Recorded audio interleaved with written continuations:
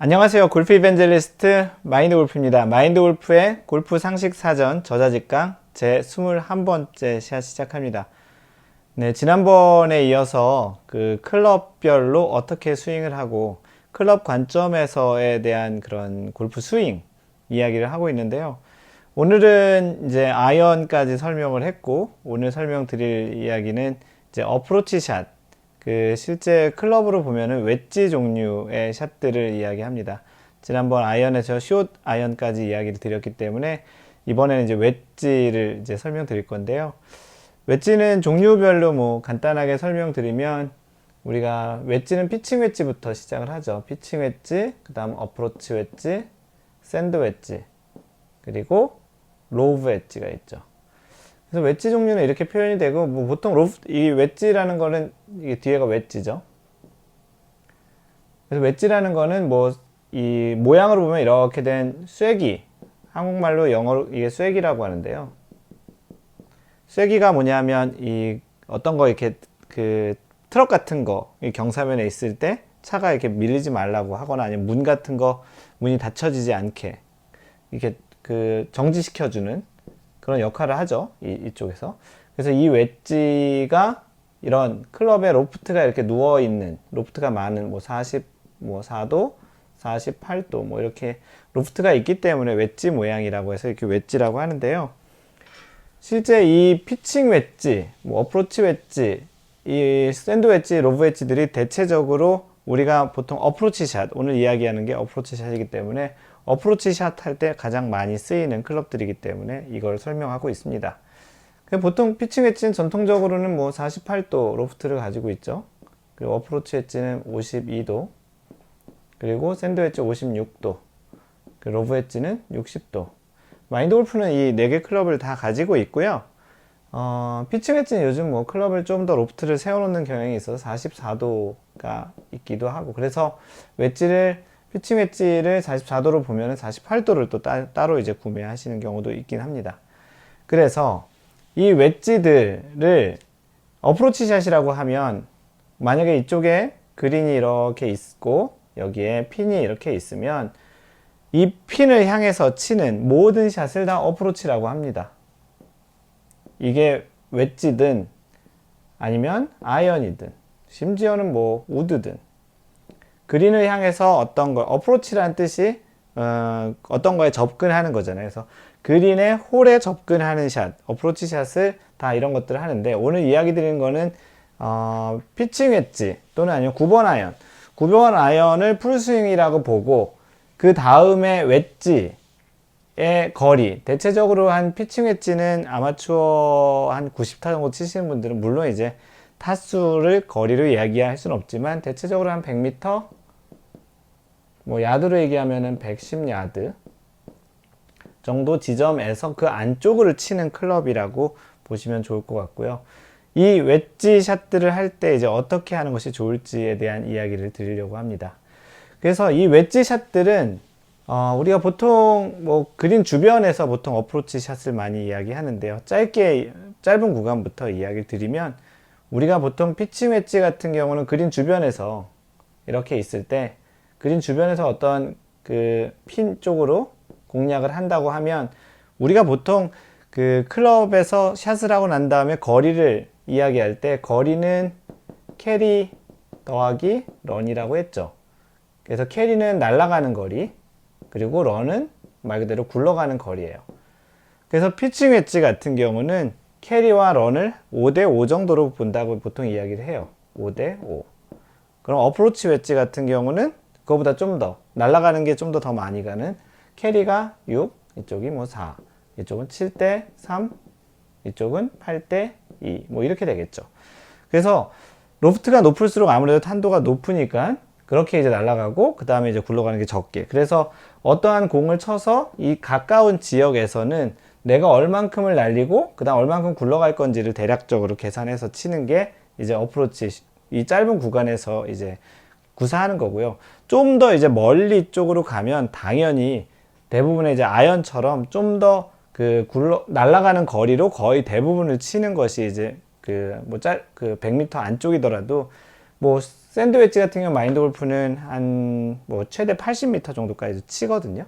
그럼 80m를 칠 때는 그때는 런은 거의 생각 안 하고 캐리, 왜냐하면 탄도가 훨씬 높기 때문에 굴러가진 않고, 이렇게 지금 비율로 이야기한 거는 그린 주변 또는 그린에서 한 뭐 10m, 20m 정도 떨어져 있는 곳에서 내가 상황상 굴리고, 왜냐면 여기서는 로브 엣지 같은 걸로 뿡 뛰어가지고 로브는 이렇게 뿡 떠서 이렇게 치는 그런 샷인데, 예를 들어서 여기에 벙커가 있고, 이게 벙커예요. 벙커가 있고 이렇게 뛰어서 쳐야 된다고 하면 뭐 로브샷을 하긴 하겠지만, 대체적으로 그렇지 않은 트러블 상황이 아닌 상태에서는 공을 아주 높이 뛸 일은 없죠. 아주 높이 띄워야지 런이 없으니까 그린 주변에서는 캐리와 런을 잘 계산해서 이게 치는 것이 좋겠다라는 겁니다. 우리가 보통 이 웨지샷을 한다라는 것은 굉장히 많은 상상력을 필요로 해요. 왜냐하면 풀스윙 같은 경우는 일반적으로 내가 백스윙 탑에 가서 그 다음에 내려오는 과정이 그냥 한 번 올라갔다가 한 번 내려오는 그 과정으로 치기 때문에 거의 뭐 샷의 패턴이 뭐 물론 드로우, 페이드 뭐 여러 가지 종류도 있겠지만 기본적으로는 한 가지라고 보시면 되죠. 물론 기술을 구사할 때는 방금 전에 얘기 드렸던 것처럼 좀 다양하겠지만, 하지만 웨지를 치는 거는 되게 많은 다양한 상황에서의 샷에 대한 그 공략을 좀 해야 돼요. 왜 그러냐면 우리가 보통 어떤 웨지를 칠 때 어떤 거리로 해서 칠 수 있는 거리가, 피칭 웨지를 만약에 뭐 100m 친다, 그 어프로치 웨지는 뭐 90m, 샌드 웨지 80m, 뭐 로브 웨지는 뭐 70m를 맥스로 친다 그러면, 우리가 보통 이 거리를 딱 맥스로 치는 거 말고 나머지 거리들, 이 촘촘한 거리들은 이 클럽으로 굉장히 다양한 샷을 해야 되는 거예요. 물론 이 클럽들은 바로 위 클럽까지는 못 치죠. 왜냐하면 이 클럽이 물론 탑핑이나 그렇게 기술샷을 하면 몰라도 대부분은 여기가 맥스의 거리인 거예요. 그럼 샌드 웨지로는 80m가 맥스고 로브 웨지는 70m가 맥스니까 거꾸로 피칭 웨지는 이 거리들을 다 칠 수 있는 거예요. 어프로치 웨지는 이렇게 되겠고, 그 다음에 샌드 웨지는 이렇게 되겠고, 로브 웨지는 물론 이 나머지 아래쪽에 있는 거리들은 다 나머지로 칠 수 있는 것이죠. 그만큼 이제 상상력이 필요한데, 그런 웨지들을 스윙을 할 때 어떻게, 이제 기술적인 부분 말고 이제 전략적인 부분을 먼저 해드리면, 우리가 그 거리로만 어떠한 클럽을 웨지를 선택하는 것은 좋지 않아요. 보통은 초보자일수록 만약에 50m가 남았다 그러면 50m를 어떤 클럽으로 칠 것이냐 보면, 거리상으로 보면 아까 얘기했던 로브 웨지가 뭐 60m, 여기가 100, 90, 80, 70이니까 나는 로브 웨지로 50m를 칠 거야 라고 이야기할 수도 있죠. 근데 로브 웨지는 로프트가 굉장히 많이 누워있기 때문에 아주 잘 치기 쉽지는 않아요. 그러면 50m를 어떻게 칠 것이냐는 클럽으로 스윙의 크기로, 뭐 여러 가지 방법인데 스윙 크기로 거리를 조절할 수도 있고요. 그죠? 그리고 어떤 로프트로 또 조절할 수도 있어요. 그럼 이 두 가지만 가지고서 일률적으로 칠 수 있느냐? 그건 또 아니거든요. 물론 칠 수 있죠. 근데 마인드 골프가 지금 이야기하려는 건 조금은 좀 고차원적인 이야기라고 얘기 드릴 수 있을 것 같기도 한데요. 어떻게 보면 초보자분들은 이 부분들을 잘 이해할 수 없을 수도 있고요. 그래서 기본적으로 이렇게 설명을 하게 낫겠다. 그 초보자분들 같은 경우는 가급적이면 이 웨지 중에 잘하는 클럽을 한 개나 두 개 정도로 하고, 스윙 크기, 로프트까지도 좀 조절을 하는 건 어려우니까 스윙 크기로 일정한 간격을 치는 것이 좋겠다라는 거고요. 그 마인드 골프가 이 방송 바로 전에 올린 또 그 어프로치를 거리별로 치는 그 골프, 슬기로운 골프 생활 두 번째 편에 그 거리에 대한 그 관점에 대한 이야기인데, 그 부분도 한번 참고로 보시면 좋겠고요. 지금 이야기 드리려고 하는 거는 어프로치 샷을 결정할 때 방금 전에 했던 이 거리만을 보고 결정하는 것이 아니고, 거리는 그 클럽의 스윙 크기와 로프트로 결정할 수 있지만, 이때 어떠한 클럽을 어떻게 설정하느냐는 굉장히 좀 다양하게 다를 수 있어요. 왜냐하면 일단은 잔디 상태, 그러니까 공이 놓여있는 라이 상태를 얘기하는 거죠. 라이 상태가 공이 떠 있는지, 잠겨져 있는지, 뭐 디봇 안에 들어 있는지, 아니면 그 뭐 모래가 좀 많은지, 맨 땅인지, 이러한 땅의 상태죠. 정확히는 땅의 상태에 따라서 좀 다를 거고요. 그 다음에는 그 땅에 뭐 라이니까 기울기 같이 포함이죠. 이게 라이라는 거랑 똑같은 말인데 내리막인지 오르막인지 발끝이 높은지 발끝이 낮은지 뭐 이런 것도 있을 수 있고요. 또는 이제 핀의 위치, 핀 위치가 그 앞핀인지 중핀인지 백핀인지에 따라서 공략하는 방법이 또 다를 수 있어요. 그리고 그 정확히는 그린이죠. 그린과 그 지금 있는 공 사이에 어떠한 부분이 있는지에 따라 달라요. 방금 전에 이야기 드렸던 그 벙커가 있는지, 벙커가 있으면 뭐 띄어서 넘길 것인지, 아니면 좀 넓은 공간을 보내고 투퍼를 유도할 것인지, 그리고 내가 또 이제 중요한 부분 중에 하나 이거예요. 스코어의 흐름. 지금의 스코어가 바로 전 홀에 내가 원래는 이제 마인드 골프는 파 같은 경우 파를 많이 하니까 파를 했는데, 이번 샷이 이 샷을 잘못해서 좀 위험이 있긴 하지만 이 샷을 잘못해서 위험이 있어서 이 샷을 잘못해가지고 만약에 더블을 할 것 같고 그 다음 홀이 또 핸디캡이 높다고 하면 안전하게 가야 되는 거고, 만약에 이 홀에서 조금은 좀 공격적으로 해서 보기 정도는 무난히 할 수 있는 뭐 잘 공격적으로 해서 파를 하겠지만 하지만 그 다음 홀의 핸디캡이 좀 쉬운 홀이라서 쉽게 파를 할 수 있다면 또 과감하게 공략을 해볼 수도 있고요. 그래서 이러한 여러 가지 상황, 잔디 상태라든지 뭐 라이의 상태, 그리고 나의 뭐 컨디션도 있겠네요.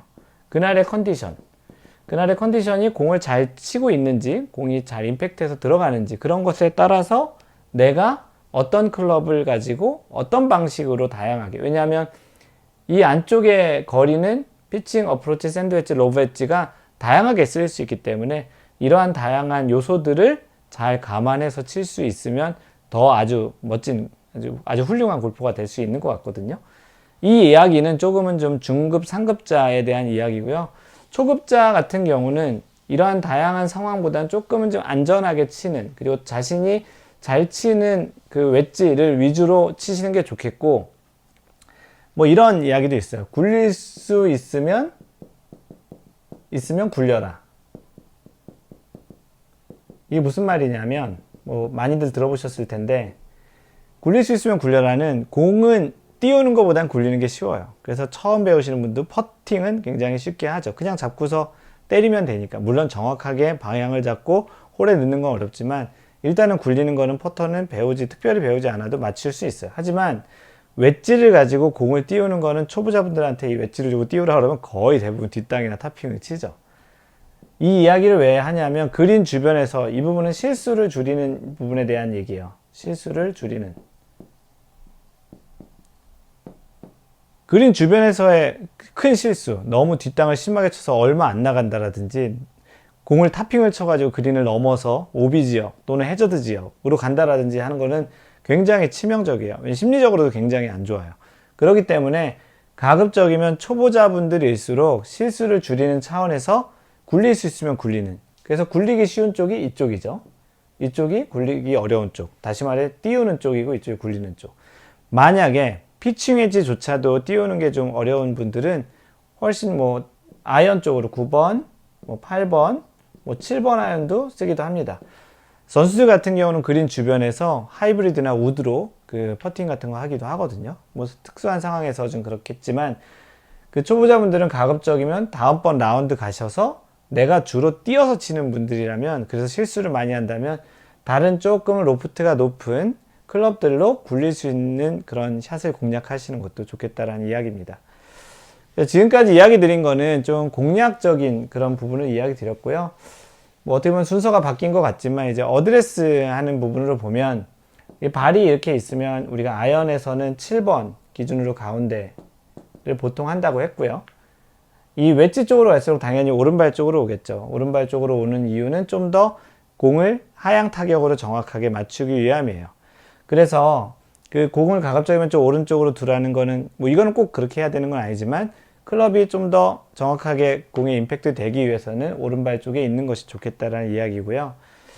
어프로치를 이렇게 알려주다 보면은 이런 것 같아요. 공을 띄우려면 공 밑으로 충분히 클럽을 쭉 집어넣는, 마치 내가 공을 더 아래로 넣겠다라고, 공을 더 밑으로 깔겠다라는 것처럼 과감하게 거꾸로 된 거죠. 띄우려면 공을 과감하게 밑으로 눌러서 치는 것처럼 치게 되면 이제 공이 뜨는 거고, 우리가 보통 거꾸로 생각하는 거는 공을 띄우기 위해서 공을 이렇게 엎어 올리는 그런 스윙을 하다 보면 탑핑이 난다는 거예요. 방금 전에 얘기했던 대로 이렇게 엎어 올리려다 보면 탑핑이 나요. 이 원리를 설명을 드리면 이런 거예요. 공이 이렇게 지면 위에 있으면 이 공을 띄우기 위해서는 이미 로프트가 높다고 했잖아요. 클럽이 이 로프트가 굉장히 설명하기 전 각이 굉장히 높게 되어 있는데, 실제 공을 띄우기 위해서는 이미 로프트가 높기 때문에 클럽이 이렇게 돌아서 정확히만 딱 맞으면 이 클럽이 맞는 각의 직각 방향으로 공이 잘 뜨게 돼 있어요. 그런데 공을 띄우기 위해서 내가 마치 공을 이렇게 공이 있으면 이렇게 띄우기 위해서, 공이 잘 안 뜨니까 좀 약간 과하게 얘기하면 공을 이렇게 해서 이렇게 띄우려고, 내가 공을 밑에서부터 띄우려고 하다 보면은 아무래도 공이 있는 지점보다 먼저 뒷땅이 나거나, 아니면 내가 띄우려는 동작이 이쪽 최저점을 지나서 올라가다 맞으면서 탑핑이 나서 공이 이쪽으로 가죠. 그래서 방금 전에 얘기 드렸던 대로 그 공을 띄우려면 마치 반대로 공을 더 밑으로 내리는 것처럼 과감하게 아래쪽으로 내려주면 공은 더 잘 뜬다라는 거예요. 마치 탑핑을 칠 것 같지만 실질적으로 우리가 공을 칠 때 어느 정도만 밑으로 들어가면 공은 잘 뜨게 되어 있습니다. 그래서 공을 띄우려면 공을 오히려 더 바닥 쪽으로 더 눌러주는 것 같은 느낌으로 치시는 게 더 훨씬 공을 띄우기 편하다는 거고요. 방금 전에 내가 일부러 공을 이렇게 띄어서, 공을 잡아서 이렇게 띄우는 동작을 하다 보면 방금 전에 얘기했던 대로 뒷땅이 먼저 맞거나 아니면 최소점을 지나서 올라가면서 맞기 때문에 공의 허리를 치면서 탑핑을 치게 되는 그런 효과가 생깁니다. 그래서 오늘 이야기 드렸던 거는 그 웨지의 어떠한 그 스윙에 대한 방법, 방금 전에 설명드렸던 거, 그리고 각 웨지를 어떤 전략으로, 어떠한 방법으로 우리가 그린 주변에서 어프로치 샷으로 이제 할 때 웨지를 어떻게 활용하면 좋고 어떤 특성이 있는지에 대한 설명을 한번 정리를 해봤습니다. 이상 골프 이벤젤리스트 마인드 골프였습니다. 항상 배려하는 골프 하세요. Don't worry, just play mind golf. Bye!